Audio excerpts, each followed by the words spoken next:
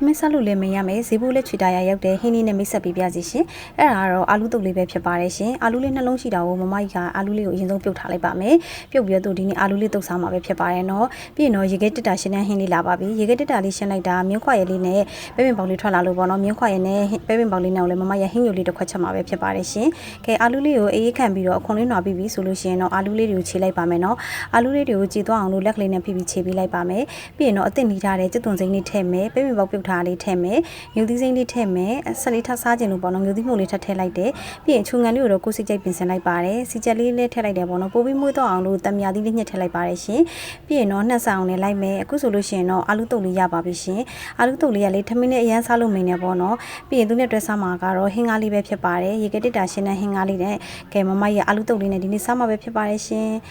တခါတလေအသားဟင်းနေမစားခြင်းနဲ့အင်ရှင်မရဲ့အနေနဲ့ဒီလိုမျိုးလေးလှုပ်စားကြည့်ကြပါနော်